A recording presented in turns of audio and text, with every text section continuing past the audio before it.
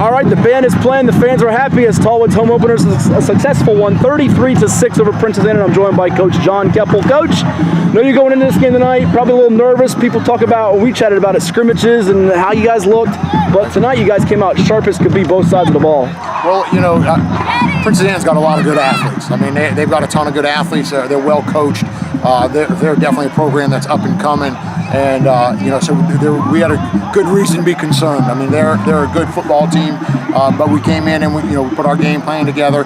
Defense played outstanding. What they do, they're getting after the ball and getting after the quarterback or running back and trying to create turnovers, giving our offense an opportunity to score. That first drive, you took about 5-6 minutes off the clock. Your quarterback, Sabian Stone, did a good job of commanding the offense, I felt. But Gunnar White, where did this guy come from? A sophomore up from junior varsity last year, has 191 yards rushing in his varsity debut, 2 touchdowns, and he showed some poise out there tonight. Yeah, he did. He's tough. He's tough. He's got a great work ethic. He's a fantastic kid. I mean, he's a coach's dream. He really is. I mean, he comes to practice, works hard. He's got like a 4.0 GPA. I mean, he's the whole package, works hard. And him and Sabian have really gotten tight and what they're doing and making calls. We've actually got 2 other running backs that we didn't see. Yorkshire scored a touchdown tonight. That's another one that we've got in there. So we've got some guys that really have worked hard in the off season and it's paid off. Yeah, you ended up with about, I think, 260, 270 on the ground, and Stone had a 59. Yorkshire had a big 24-yarder there in the fourth quarter to salt it away. And we chatted back in the summer over at ODU camp. You lost a big tackle in Josh Roberts to Lafayette College. Yep. I know Gunnar told me one of your starting linemen was out tonight, I believe it was. So you guys maybe looked into that, like that was a concern. But tonight the line did a good job holding their blocks. Yeah, they did. They did. We've got some guys that they work hard. Obviously, when you go through scrimmages, it's kind of a test, and you're just getting out there, you're trying different things, and then when you come on game week, you just put everything together, get the right guys out there, and make it work. Defensively, they had negative yardage at the half, and again, we know Darrell Jones is at Maryland, but they have some lethal guys, some speedsters, as we saw one of them take a touchdown there, and Tyshawn Chapman there, right there in the second half. But to do that with your group, and it looks like it's just the experience. We spoke about this before.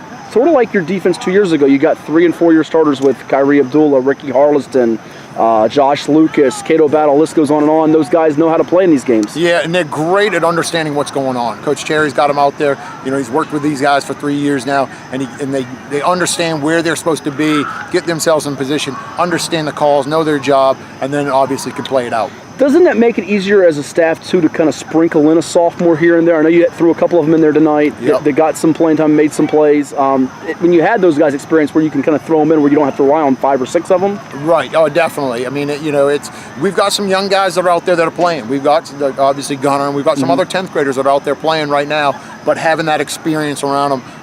Elijah Walden would come out that corner at number 27, had a great game tonight.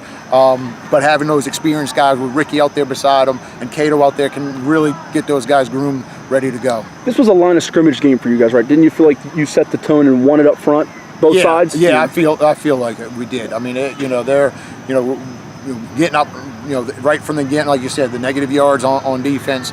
That was kind of the thing. We knew. Our up front is going to be the big part of it. Yeah, and last two for you. Thank you for your time. Different from a year ago where I remember we spoke defensively. You had about 3 starters that were out for 3 to 4 weeks to start the year. Those veteran guys are now healthy and they're locked in. Yeah, they work hard in the offseason. I mean, those guys come in, they put the time in, they did what they need to do in the weight training and running and all the stuff that we do from January through now. Those guys don't miss days. They are dedicated and they really believe in themselves, they believe in their teammates, and they love coming out and playing. Final one, you have one of the best passers coming back in terms of yardage from a season ago in Hampton Roads and Sabian Stone. You only aired it out a few times tonight, but is that something you're going to try to build on here in a beach district where we hear about those other schools, and understandably so, the Ocean Lakes, the Salems, the Cox, the Bayside, but kind of like 2 years ago, you guys are kind of forgotten about and probably like that in a way. Oh yeah, we definitely enjoy being kind of forgot about. I think that now I think we've kind of established who we can be, and obviously we go with the game plan. I definitely know Sabian can throw the ball more, and I definitely plan on him being able to throw the ball more. It just tonight we've got a running back run for 190 yards. Don't need to do much more than that. Very true. Well, good roar from the Lions to start the season. Thanks so much. We'll see you soon. All right, thank you.